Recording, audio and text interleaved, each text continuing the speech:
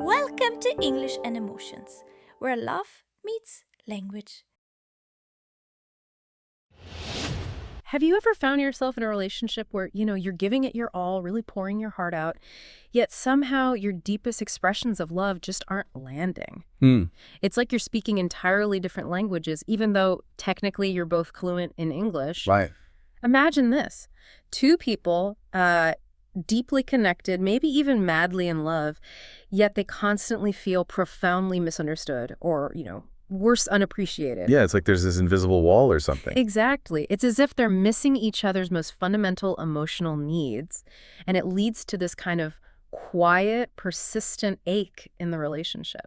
It's a surprisingly common scenario, isn't it? Uh-huh. And incredibly frustrating. You can see the effort, the love is undeniably there, but something just isn't resonating. The intention is pure, completely pure, but the impact feels negligible, maybe even zero. And it leaves both partners feeling, well, kind of isolated in their efforts. Exactly that feeling. Let me paint a picture for you, one that might resonate deeply with some of you listening. We have Sarah and David. Okay. It's their anniversary, right? A time for celebration, for connection. David, being the thoughtful partner he absolutely is, presents Sarah with this absolutely stunning, expensive necklace. Wow, okay. Big gesture. Huge. He's beaming, so proud of his choice, totally convinced he's delivered the perfect expression of his devotion. Sarah, however, she manages this, forced smile. Oh, no. Yeah. Yeah. Inside, her heart feels, deflated. What she truly longed for, what would have made her feel utterly cherished, was for him to prioritize some quiet, quality time with her. Wow. Maybe cooking dinner together, really talking, just being present. That's what she wanted. And from David's perspective, this is equally heartbreaking, right? He didn't just pick that necklace up on a whim. He poured weeks, literally weeks, into researching it, saving for it, meticulously planning this grand gesture. Right, the effort was huge. Massive effort. To him, this necklace wasn't just jewelry. It was a tangible, undeniable symbol of his deep affection, a physical manifestation of his love and dedication. Yet it landed with a thud, Completely flat. leaving him utterly confused, deeply hurt, and probably questioning if Sarah even truly loved him back. He's left wondering, what more could she possibly want from me? And the situation, it isn't unique to Sarah and David. It really highlights a crucial, universal challenge that so many couples unknowingly face. And here's where we set up that powerful aha moment. What if this isn't a lack of love at all? Right. What if it's a profound, often unconscious misunderstanding of how love is best expressed and, maybe even more crucially, received? The reception part is key. Totally. What if their love wasn't the problem, but their language of love was? This is precisely where our deep dive begins today. Okay, I'm ready. We are going to unpack a truly transformative concept from Dr. Gary Chapman, The 5 Love Languages, using Sarah and David's poignant journey as our central guide. Love it. Using a real story makes it so much clearer. Exactly. And for anyone who has ever felt that frustrating disconnect in a relationship, whether it's romantic or even with family or friends, this deep dive is designed for you. Our mission today is pretty clear then. We want to break down this powerful, yet surprisingly accessible framework. Explain its practical application, in your daily life. Yeah, make it real. And help you not only identify your own primary love language, but maybe even more importantly, guide you in recognizing and understanding your partners. That's the tricky part sometimes, understanding the other person's. Totally. And then, armed with this knowledge, we'll provide you with actionable, specific ways to truly speak that language. The idea is to bridge those communication gaps and deepen your connections in ways you might not have thought possible before. And it's not just for couples. No, absolutely not. We're talking about enhancing romantic relationships, sure, but also friendships, family bonds, even, like you said, professional interactions. This isn't just theory. It's a pathway to making your loved ones feel genuinely, deeply cherished. Okay, let's unpack this foundational disconnect in more detail then. Let's dive right back into Sarah and David's dilemma. Let's do it. So, Sarah is standing there looking at this undeniably gorgeous, incredibly expensive necklace. On the surface, it truly is a dream gift, right? The kind many people fantasize about. Objectively, yes. Yeah. A fantastic gift. But internally, beneath that polite smile, she's grappling with this deep emotional conflict. She genuinely appreciates the gesture. She really does acknowledge David's effort. But There's a but. there's a big but. What she really desperately longed for was David's undivided presence. She wished, with this silent ache, that he had prioritized dedicated time together. Especially after a busy week, you mentioned. Exactly. They'd both been working late, feeling disconnected. She dreamt of simply cooking dinner side by side, engaging in an uninterrupted conversation, just being fully present with him, feeling his attention and focus. That, for Sarah, is what would have truly made her feel loved, seen, and deeply valued, not the necklace. And that's such a poignant example because on the other side, David's perspective is equally valid, equally understandable from his point of view. Right, you have to see both sides. Absolutely. He didn't just impulsively grab that necklace. He invested weeks, truly weeks, researching the perfect piece, saving money diligently, meticulously planning this grand gesture. That's commitment. Huge commitment. For him, this wasn't just a gift. It was the ultimate, tangible, undeniable expression of his affection and commitment. He poured his effort, his financial resources, a significant chunk of his precious time into getting this beautiful symbol of his love. Only for it to fall flat. Completely flat. This left him feeling profoundly hurt, utterly confused, and maybe even questioning the very foundation of their relationship. He was likely thinking, I tried so hard, I gave her something so valuable and beautiful. What more could she possibly want? Does she even appreciate me or us? It's heartbreaking, isn't it? Both of them genuinely cared for each other very, very deeply. There was absolutely no doubt about the love in their relationship. None at all. But their expressions of that love were fundamentally misaligned. David was, unknowingly speaking a language Sarah wasn't fluent in, a language that didn't fill her particular emotional tank. He was speaking gift. Exactly. And Sarah, in her quiet longing, was silently craving a language David wasn't speaking, or at least not speaking in a way she could fully understand. She needed quality time. Right. This fundamental misalignment led to both of them feeling empty, unappreciated, and emotionally disconnected despite their underlying love. It's not just their unique story, it highlights a universal relationship challenge, this silent struggle that countless couples face every single day, often without even realizing why. And what's truly fascinating here, and what Dr. Chapman brilliantly illuminates, is that the core problem isn't a lack of love itself, like you said. Yeah. It's a crucial lack of understanding about how that love is best expressed by one person, and maybe even more importantly, how it is most effectively received and registered by the other. Received and felt. Exactly. Felt. It's like trying to fill a bucket with water, but unknowingly, using a sieve, you keep pouring in the liquid with the best intentions, immense effort, but it just flows out because the method isn't suitable for the container. That's a great analogy. The effort is there, the intention is pure, but the profound impact is tragically lost. It's about effective delivery, not just good intentions. So who exactly helped us crack this code? This whole language thing that can explain such profound disconnects. Here's where it gets really interesting. Okay. This truly revolutionary framework comes from Dr. Gary Chapman. He's not just some academic theorist who cooked up an idea in a lab somewhere. No. Or a seasoned relationship counselor and author who, over decades of working with real couples, day in and day out, began to notice these persistent, painful patterns. Real-world experience. Totally. He literally saw countless Sarahs and Davids sitting in his office, people who loved each other deeply, but just couldn't seem to connect on that resonant emotional level. He observed how their best efforts seemed to consistently miss the mark. That's absolutely right.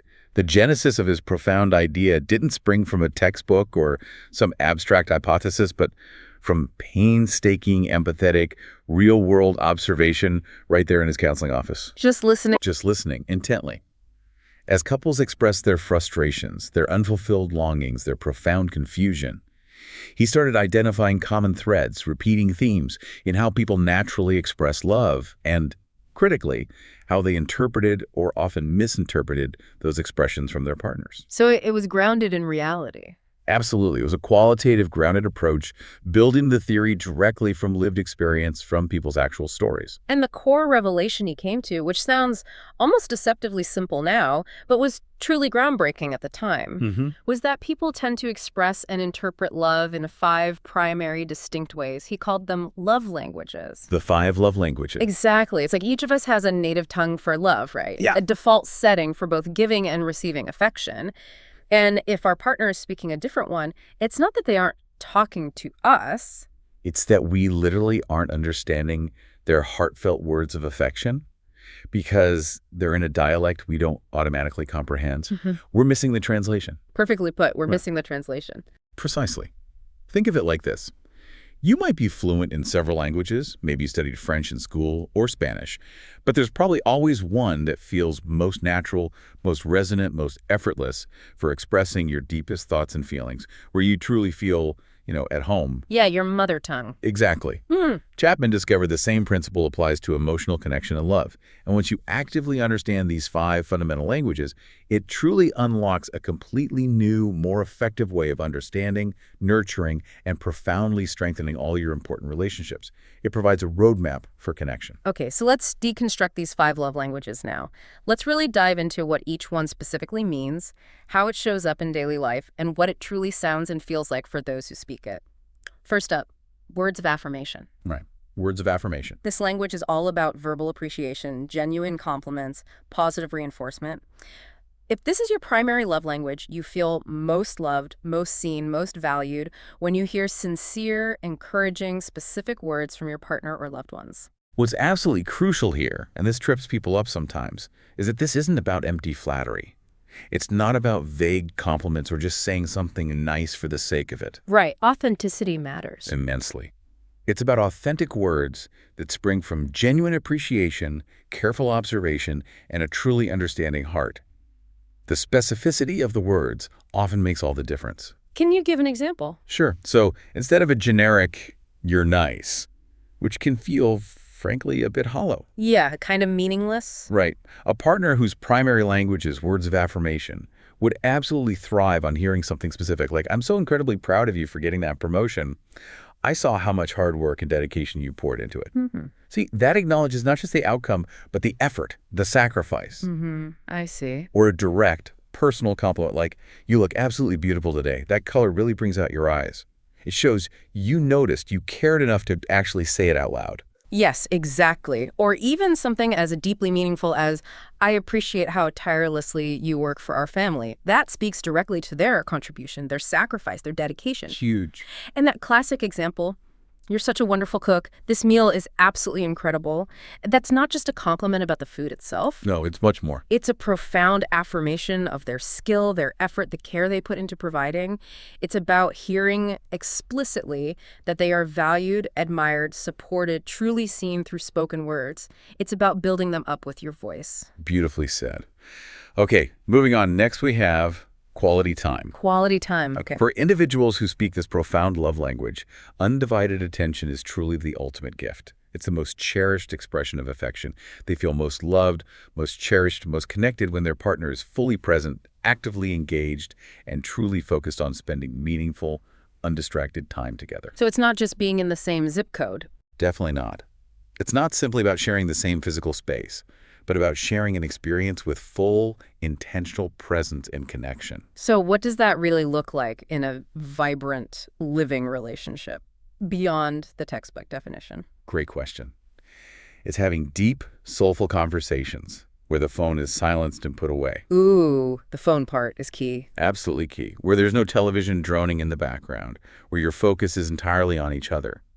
It could be something as beautifully simple as taking a walk together, maybe holding hands, truly enjoying each other's quiet company, or engaging fully in a conversation without any external distractions. Just being together. Just being together. It's the feeling of being the absolute center of their world, even if it's just for a brief, focused moment. Or it might be cooking a meal side by side, where the real focus isn't just on preparing the food, but on the shared activity, the collaboration, the connection it fosters. Yeah, the process. Exactly. It could involve planning special dates or weekend getaways, where the sole purpose is dedicated, uninterrupted time together, creating shared memories.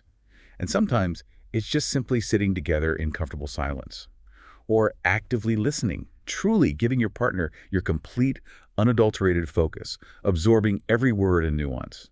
So the critical distinction here is that it's profoundly more than just physically being in the same room. Absolutely. It requires active engagement, genuine presence, and undistracted attention. Yeah. If you're scrolling on your phone while your partner is talking to you, you are fundamentally not speaking this language, no matter how physically close you are. You're missing the mark. Got it.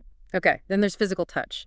Now, it's incredibly important to clarify right off the bat, this isn't solely about intimacy or sexual expression, although that can certainly be a deeply important part of it for many people. Right. It's broader than just sex. Much broader. This love language encompasses all forms of appropriate, consensual physical connection that communicate care, comfort, reassurance, and deep affection. It's about the power of human connection through touch. It's truly about the profound reassurance, the security, the connection that touch provides. These are often simple, everyday gestures that build intimacy and comfort. Think of holding hands while walking through a park or driving in the car. Simple things. Very simple. It could be a gentle, reassuring touch on the shoulder or arm when passing by in the hallway.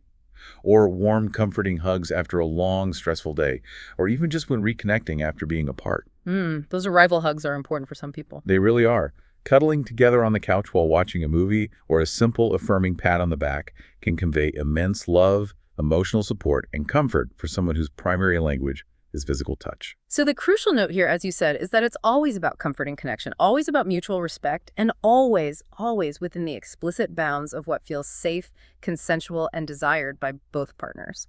Absolutely paramount. It's a nonverbal affirmation of presence, affection, and solidarity. Okay, moving on to acts of service. Acts of service. This one is interesting. For people who truly speak this language, actions genuinely speak louder than any words ever could. They feel most profoundly loved, appreciated, supported when their partner does thoughtful, helpful things to assist them, taking burdens off their shoulders, or proactively making their daily life demonstrably easier and more pleasant. It's about seeing a need and meeting it. Exactly. Visible, tangible help. Consider this. After an incredibly stressful day at work, someone proactively preparing your favorite meal without even being asked. For someone whose language is acts of service, that can feel like the most profound, most loving expression of care imaginable. I can see that. Or imagine your partner taking care of household chores that you really dislike without any prompting, or running errands that specifically save you precious time and mental energy, or fixing something around the house that's been broken and nagging at you. Taking things off your plate. Precisely. Even organizing something important that their partner has been dreading, like that cluttered cabinet or sorting through paperwork, can be a huge act of love. The key concept here is that these acts should genuinely feel like thoughtful, selfless gifts, not like imposed obligations or resentment-fueled tasks. Right, not like checking a box. No. They are performed out of genuine love and a sincere desire to make the partner's life genuinely easier or more pleasant, not out of a sense of duty or expectation or to gain something in return.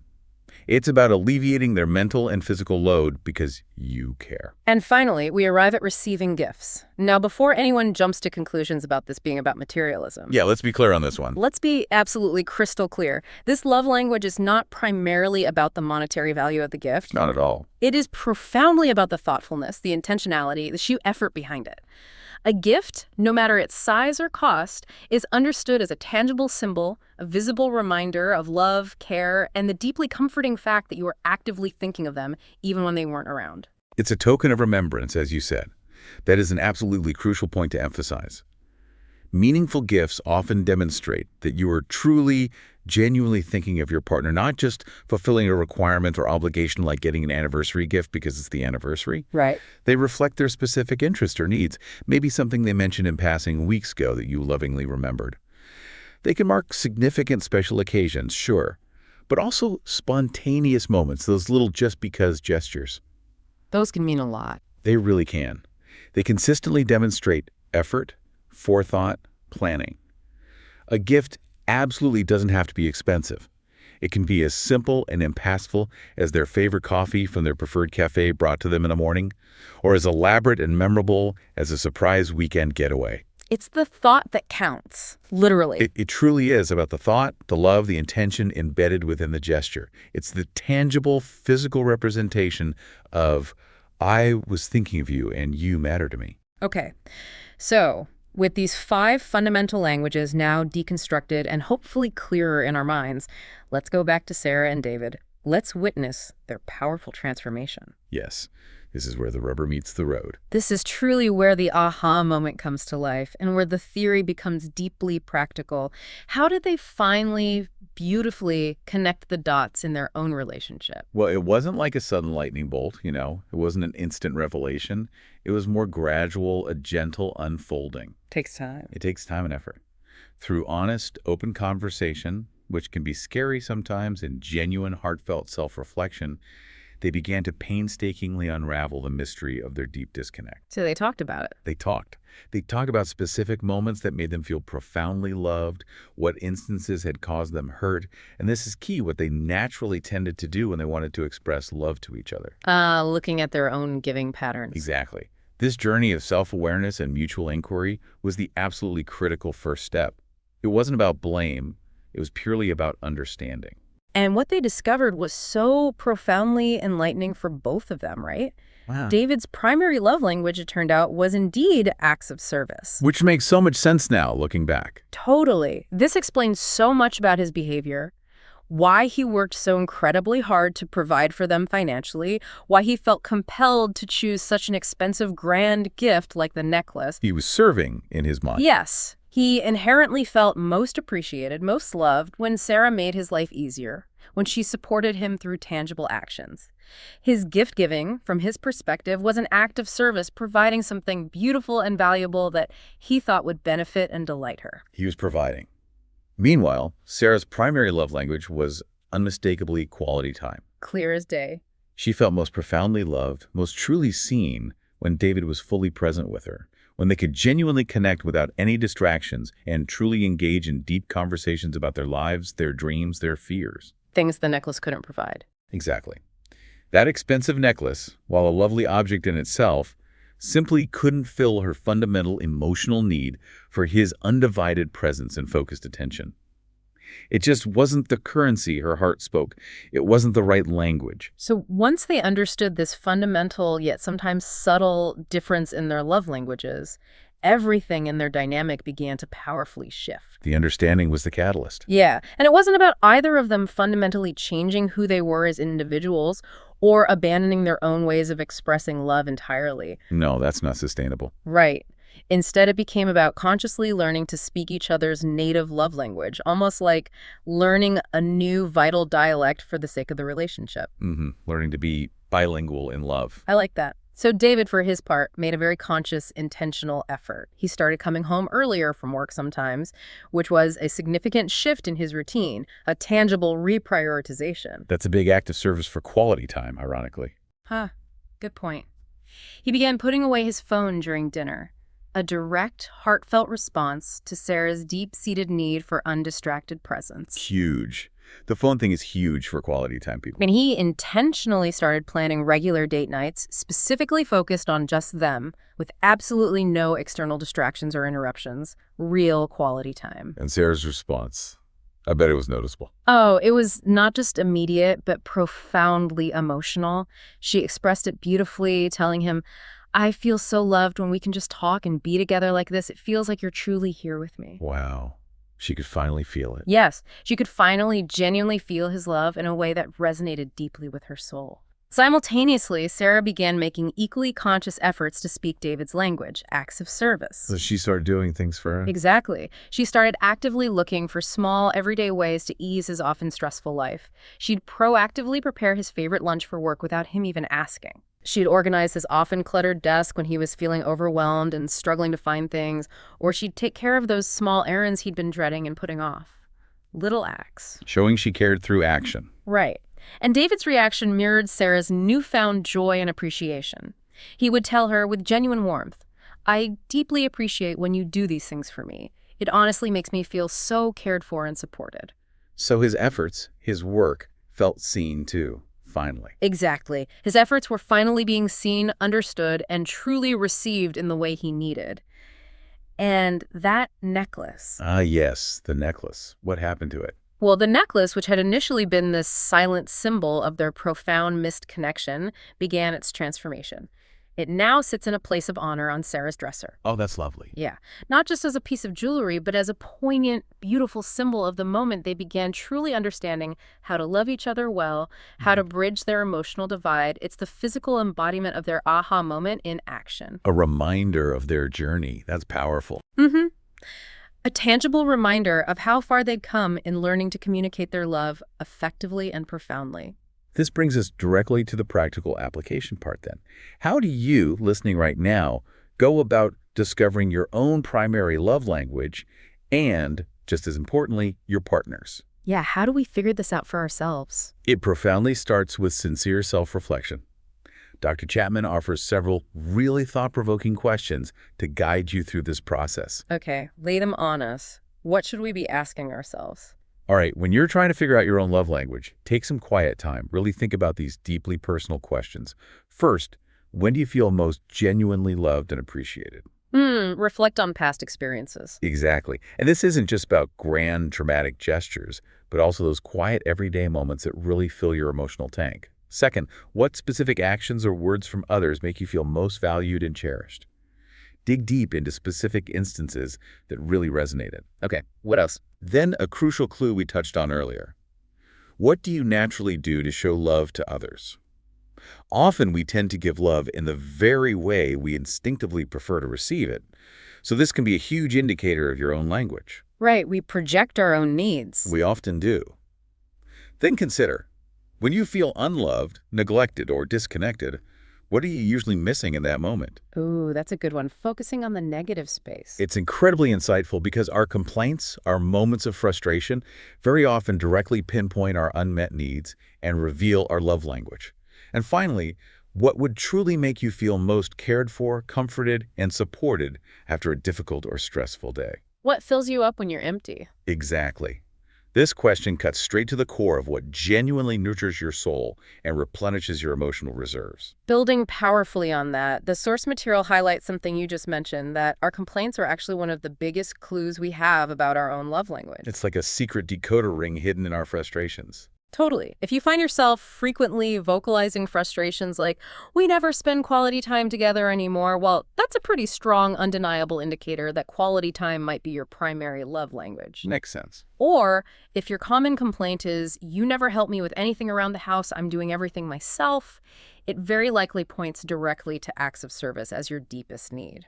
Your nagging might actually be a cry for love in your specific language. Exactly. Your frustrations, your complaints, your areas of feeling neglected often serve as powerful, explicit revelations of your deepest unmet needs for feeling loved and appreciated. They're a roadmap to your heart. This raises an important question, though. Once you've done this self-reflection, maybe you have some clarity, how do you gently and effectively initiate this conversation with your partner without it sounding like an accusation or a demand? Yeah, that's tricky. How do you bring it up? The key is genuine curiosity and a sincere desire for deeper connection. You could start by vulnerably sharing what you've learned about yourself first, maybe using I statements. Like, I realized something about myself. Precisely. And then warmly invite them to explore their own perspectives. Something like, hey, I was listening to this deep dive today about love languages, and it really made me think about how we express and receive love. I realized I feel most loved and connected when explain your language and give a brief, non-blaming example. Okay. Then follow up with, I'm so curious, what makes you feel most loved and appreciated in our relationship? That opens the door for a truly transformative, non-confrontational dialogue. It invites them into a shared journey of understanding rather than putting them on the defensive. That's a perfect practical segue into mastering these languages then. Providing truly actionable tips for each expression. Let's start with partners whose primary language is words of affirmation. How do you speak that language fluently and authentically? Okay, words of affirmation. It's all about consistent verbal and written expressions of genuine appreciation and praise. Think about sending them encouraging text messages throughout the day. Just a simple, thinking of you, you've got this. During a busy workday can mean the world. Little touch points. Exactly. Leave sweet, specific notes maybe in their lunch bag or on the bathroom mirror in the morning. Small, tangible reminders of your affection. Actively acknowledge their efforts and achievements verbally. Be truly specific about what you're proud of, what you admire. Don't just say, good job. Be specific. Good job on that presentation because... Yes. Express gratitude for both the grand gestures and the small, everyday things they do. Saying, thank you for taking out the trash without me asking, it really helps lighten my load, instead of just a generic thanks. And make sure to use specific, genuine compliments. I love how you styled your hair today. It really suits you. Or, that idea you had at work yesterday was absolutely brilliant. I was really impressed. Authenticity is absolutely key here. They can smell insincerity a mile away. Okay, good advice. Now, for quality time partners, beyond just physically being in the same room, what are some concrete, impactful actions you can take to truly fill their emotional tank? Quality time people need your focus. So it's about creating and protecting dedicated one-on-one activities where the focus is solely on each other. This could involve establishing a weekly date night, even if it's just at home after the kids are asleep, or committing to a morning coffee routine together, or simply setting aside 30 minutes of uninterrupted conversation after work, free from other distractions. Put the phones away. Absolutely critical. Create phone-free zones during conversations. Consciously put devices away. Make eye contact and truly listen. Show genuine, active interest in their hobbies, their passions, or even just their daily challenges. Participate when possible, demonstrating your engagement. Ask questions. Yes. Give them your full undivided attention when they're talking, truly listening without interrupting, and definitely not planning your response while they're still speaking. And yeah, surprise outings or unexpected special time together, even if it's just a spontaneous walk in the park, can make a huge positive impact. It's the gift of your focused presence they crave. And for physical touch partners, what are the myriad ways to express love through touch that go beyond just intimacy, emphasizing that broader connection we talked about? Right, the everyday touch. It's about consistent, comforting, and affectionate touch integrated throughout the day in a way that feels natural and non-intrusive. Hold hands while walking or driving. That simple act signifies connection. Easy to do. Very easy. Offer warm, comforting hugs when they're stressed, sad, or just coming home from a long day, the kind of hug that really says, I'm here for you. Sit close to each other on the couch while watching movies, making sure your bodies are touching in a comforting way, maybe leaning against each other. Natural closeness. Exactly. Give shoulder massages after long days, showing you recognize their tension and want to help alleviate it. And look for natural opportunities for gentle, appropriate touch throughout daily interactions, a loving hand on their back as you pass by, a quick squeeze of the arm, a playful nudge. These frequent small touches are incredibly powerful and reassuring for them. It's a constant nonverbal confirmation of your presence and affection. Next, for acts of service partners. How do you speak to them in a way that truly resonates and makes them feel loved and supported? Okay, acts of service. This is all about proactively noticing needs and alleviating burdens. Pay close attention to tasks they dislike, doing those chores they perpetually procrastinate on, or projects they're clearly dreading, and then proactively help with them, or even just do them. Take initiative. Huge. Surprise them by completing items on their to-do list that they might be dreading or simply don't have time for. Cook their favorite meal, especially after a tough day, or handle their least favorite chores without being asked or nagged about it. Without being asked is key. Absolutely key. Offer to run errands that would genuinely save them time and effort, freeing them up for other things they need or want to do. And if there's something broken or disorganized that has been bothering them, taking the initiative to fix or organize it demonstrates immense care. These actions are seen as direct, undeniable expressions of deep care, practical support, and thoughtful partnership. It's about showing, not just telling, you care about their well-being and want to ease their life. And finally, for partners whose primary language is receiving gifts, how do you ensure those gestures truly count and convey profound love, moving beyond that idea of mere materialism? Gifts, people. Remember, it's not about the price tag. It's about the thoughtfulness, the intention, the evidence that you were truly thinking of them specifically. Always remember special dates and occasions, not just the big anniversaries, but personal milestones too, like the anniversary of their promotion or finishing a big project. Show you're paying attention. Exactly. Bring home small, thoughtful surprises. It could be their favorite snack from the grocery store, a single flower from your garden, or a small trinket that reminded you of them and shows you were thinking of them throughout the day. Pay incredibly close attention to things they mention wanting or needing, even if it's just a passing comment in conversation weeks ago. Write it down if you have to. Good tip. Creating handmade gifts that show effort and a personal touch can be incredibly meaningful as they highlight the time, love, and unique thought invested, and mark milestones and achievements with meaningful tokens, reinforcing their importance to you. The key is that it's the care, the intention, and the symbolic value that truly makes the gift profound for them, not the cost. It's the tangible proof of remembrance. You are on my mind. Okay, this is all fantastic, giving us such practical insights. But let's also talk about some of the common pitfalls, right? The misunderstandings people inevitably run into when they first try to apply the love languages framework. Oh yeah, there are definitely some common hurdles. One of the biggest ones, a really common trap, is the thought, my partner should just know how to love me intuitively. Like mind reading. Ah, the mind reading myth. Oh, yeah. This is a fundamental misunderstanding, and it's a trap many of us, probably myself included at times, can fall into. The crucial counterpoint is this. Love languages are not intuitive. We as human beings tend to express love in the very way we instinctively want to be loved. Right, the golden rule applied to love languages, but it backfires. Exactly. So if your primary love language is words of affirmation, you'll naturally shower your partner with compliments thinking, this is how I'd want to be loved, so they must too. But if their primary language happens to be acts of service, they might appreciate a clean kitchen or a fixed leaky faucet much, much more than any verbal compliment, no matter how sincere. So it requires conscious effort. Absolutely. It requires conscious effort, a willingness to learn, and above all, open and vulnerable communication to truly learn and speak your partner's specific language. It absolutely won't just happen organically. It's a skill you actively build together. Another common one, and one that sometimes feels like a deliberate misinterpretation maybe, is this is just an excuse for my partner to be demanding to get what they want. The manipulation concern? Yeah, it almost sounds like a loophole for some people to manipulate the relationship. My love language is gifts, so buy me stuff. Right. Again, a critical, yet perhaps understandable misunderstanding. Understanding love languages isn't about fostering demands or manipulating your partner into doing things for you.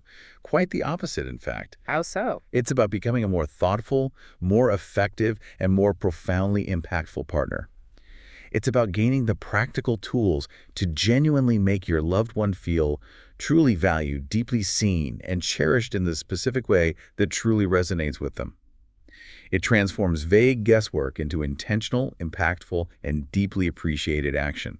The ultimate goal is to give love more effectively in a way that truly lands, not simply to receive it more self-servingly. Okay, that makes sense. So what if we have completely different love languages? That sounds like it could be a recipe for constant frustration, doesn't it? Like a fundamental incompatibility. You know, it might seem that way, but this is perhaps the most common situation you'll encounter. Really, most couples are different. The vast majority of couples do have different primary love languages. This Yeah. is absolutely normal, it's incredibly common, and most importantly, it's completely manageable. The key is not to find someone who perfectly mirrors your exact language. That's rare and probably unnecessary anyway. So what is the key then? The key is to embrace the journey of learning to speak each other's unique language. You are both embarking on learning a new dialect of love for the sake of deeper connection and mutual fulfillment, all while still honoring your own needs and language. So it's about learning, not matching. Exactly. In fact, many couples find that navigating these differences adds a beautiful layer of complexity and continuous opportunity for growth, empathy, and profound understanding within the relationship. It's a journey of mutual learning and stretching. And finally, a question that often comes up. What if I don't really relate strongly to any of these? Could someone genuinely not have a love language that fits into one of these 5 categories? It's highly unlikely that someone wouldn't relate to any of them, though perhaps not with equal intensity across all 5. Most people will have 1 or 2 primary love languages that resonate most strongly, but they might also relate to several others to a lesser degree. So maybe a blend. Could be a blend. Or their primary language might even shift or become more prominent depending on life circumstances, stress levels, or specific needs at a given time. Well. Like if you're going through a really tough time, maybe physical touch feels more important than usual. Okay. It can fluctuate. It can. The important thing isn't to perfectly categorize yourself or rigidly fit into a box, but to engage in the invaluable process of increased self-awareness and open communication. The ultimate goal is to reflect on how you feel most loved and then courageously communicate that to those who care about you. Even if you relate to 3 equally, the exercise itself helps you articulate your needs more clearly and specifically than maybe you could before. Now, what's truly fascinating here, and what elevates this concept beyond just romantic relationships, is that the application of love languages isn't just confined to couples, is it? Not at all. This framework has a profound universality that extends far beyond the romantic sphere. Exactly. Understanding these preferences, these unique ways people feel valued and appreciated, can profoundly transform all your important interpersonal connections, your friendships, your family bonds, and yes, even your professional relationships. How so? Think about it. Our innate human need to feel seen, valued, and appreciated isn't exclusive to romance. It's a fundamental human longing across the board. So, with our friends, how might this play out in our daily interactions? How can we apply this? Well, you can actively observe and then thoughtfully respond to their preferred expressions of care and appreciation.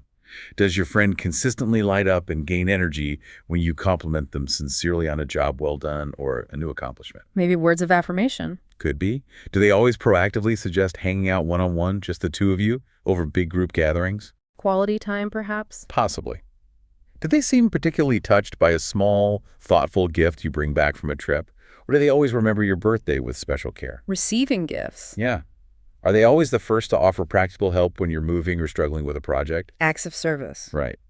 Or do they genuinely thrive on a comforting hug, a supportive pat on the back, or an arm around your shoulder when you're down? Physical touch. Exactly. Noticing these subtle cues allows you to be a more effective, supportive, and truly resonant friend. You meet them where they are. And family connections, especially with children, must be an absolutely huge area for applying this framework. Children's emotional tanks need constant filling, right? Oh, massively. Children particularly benefit immensely when parents take the time to truly understand their unique love language.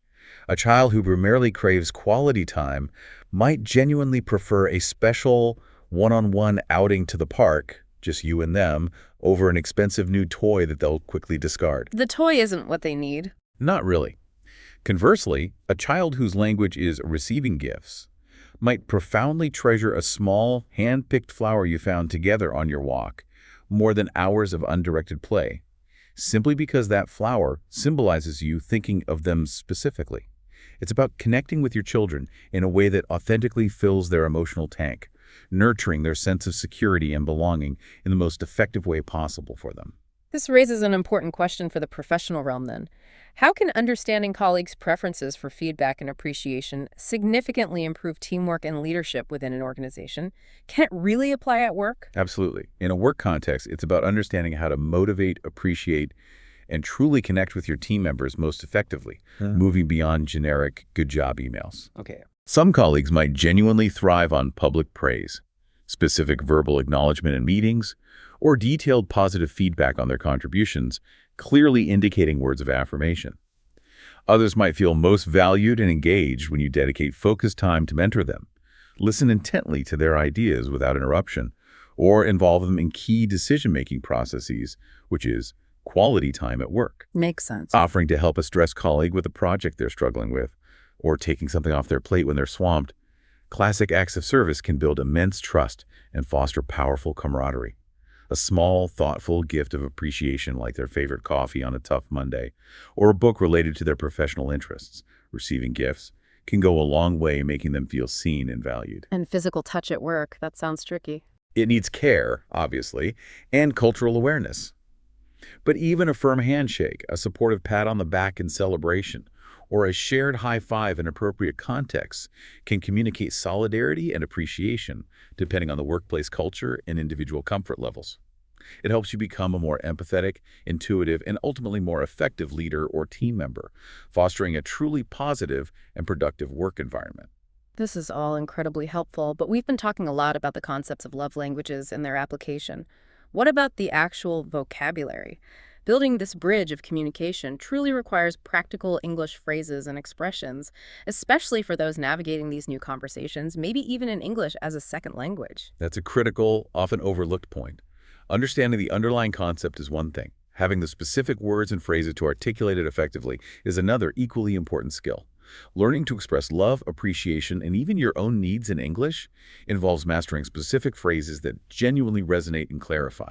So if you want to express appreciation, to show gratitude in a way that truly lands, what are some powerful phrases we can draw directly from the source material? How can we say it? Okay, expressing appreciation.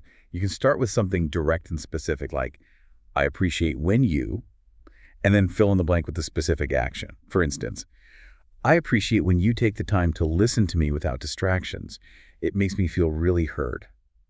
Simple and direct. Yes. Or a very heartfelt option.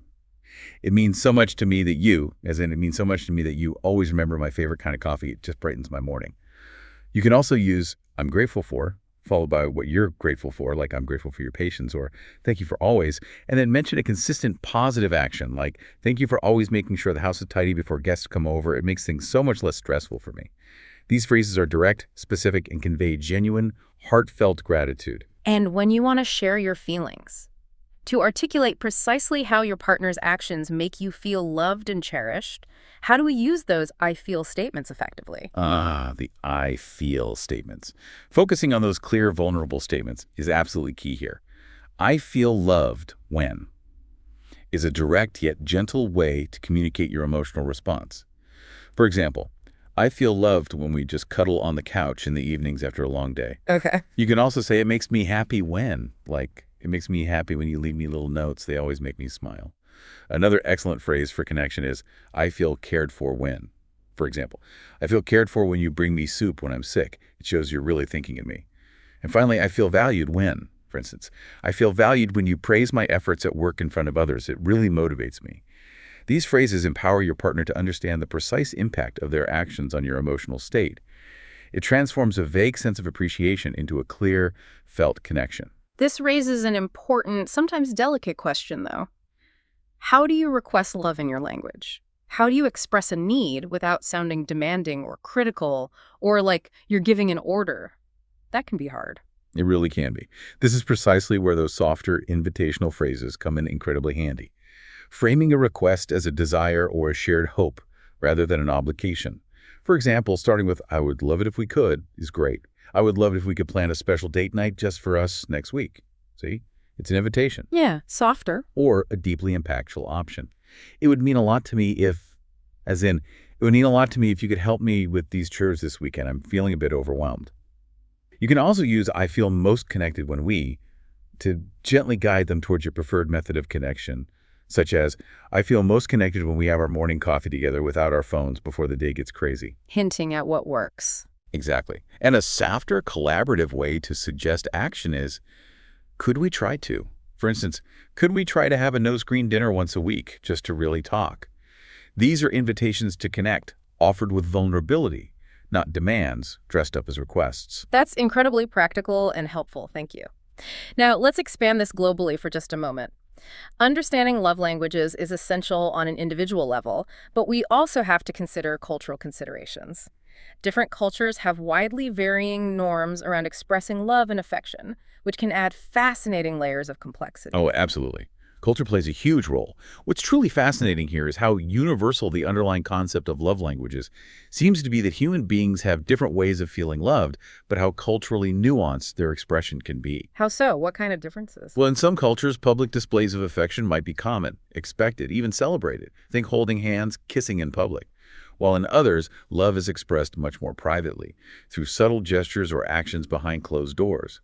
PDA might be frowned upon. Similarly, some cultures might place a high premium on direct verbal affirmation, saying, I love you, frequently, while others implicitly value acts of service or the giving of symbolic gifts more deeply, with less overt verbalization needed or expected.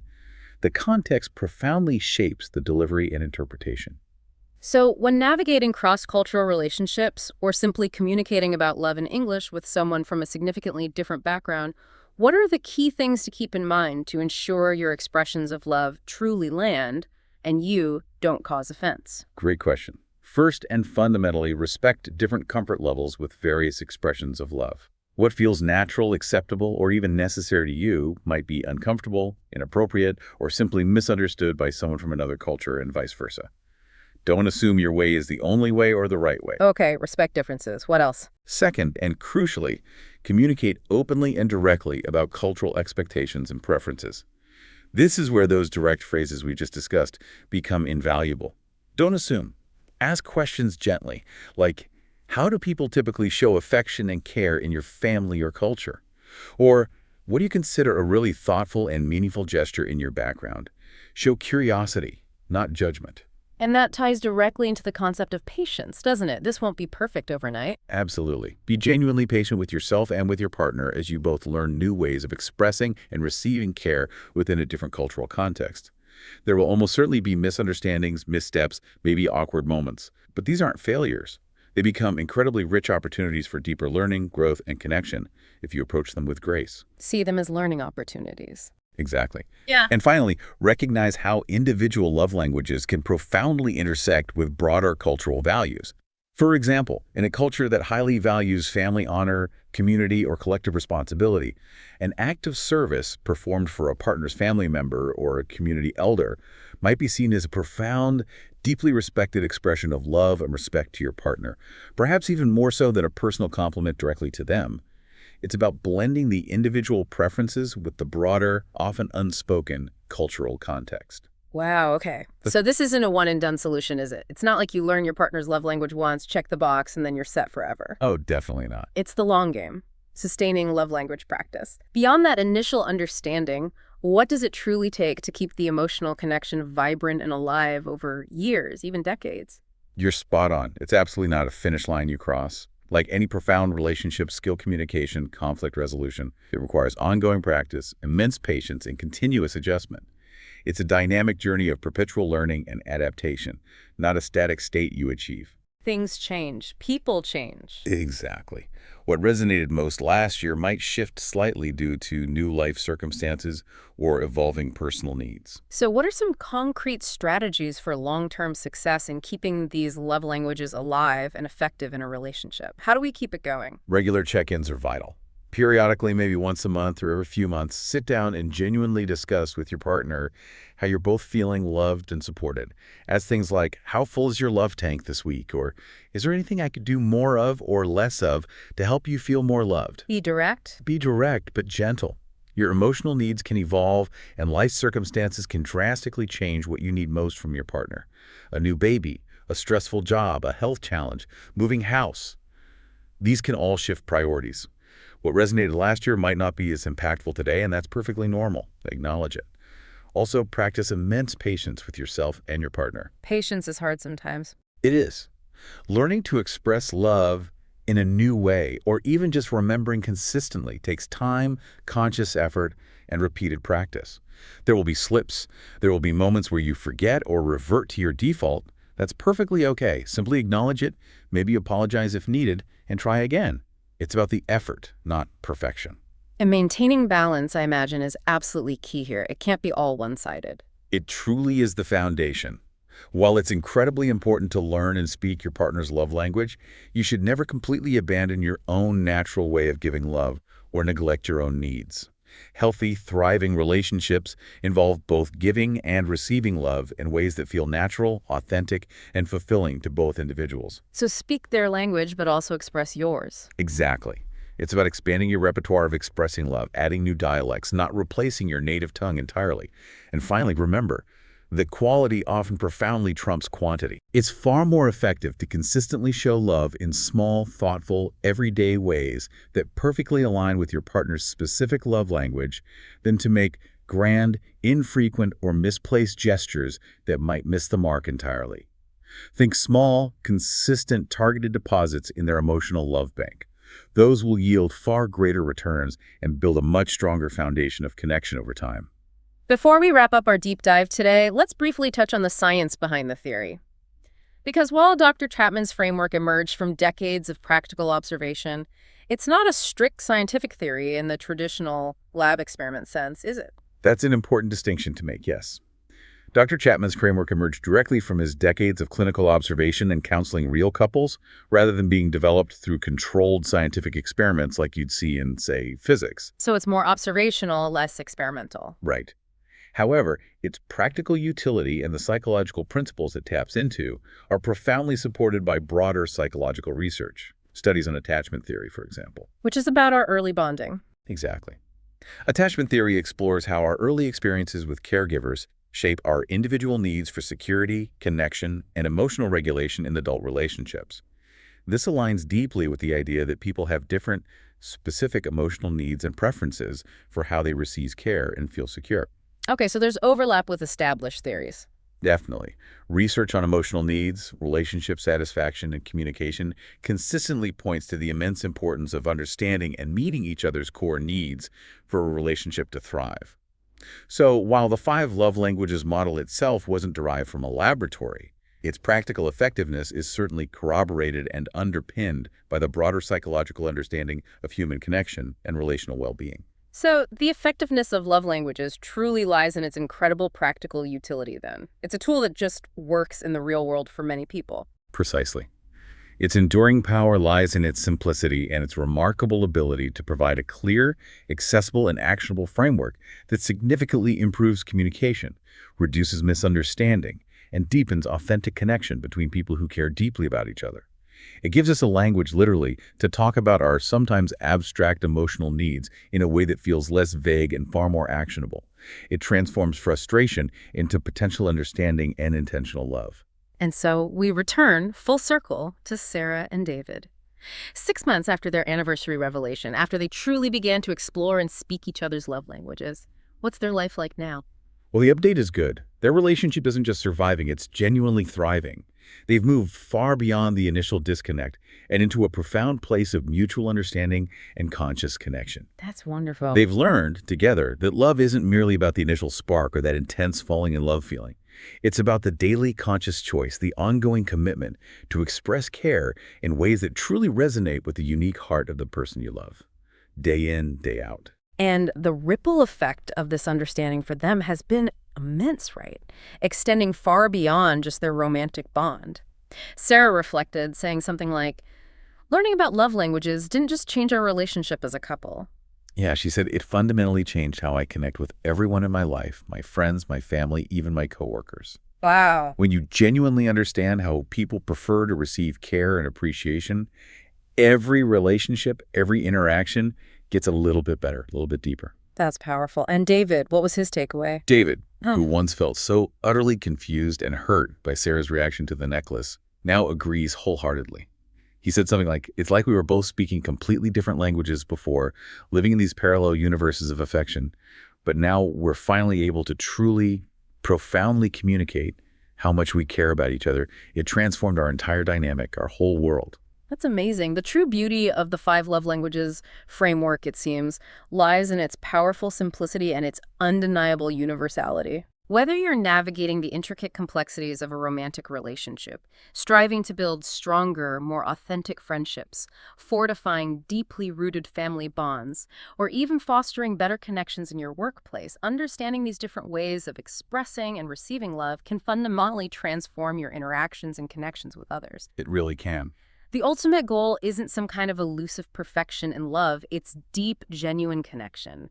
Every small effort you make to love someone in their preferred language is a powerful, intentional step toward deeper understanding, profound empathy, and ultimately stronger, more satisfying relationships that truly nourish the heart and soul.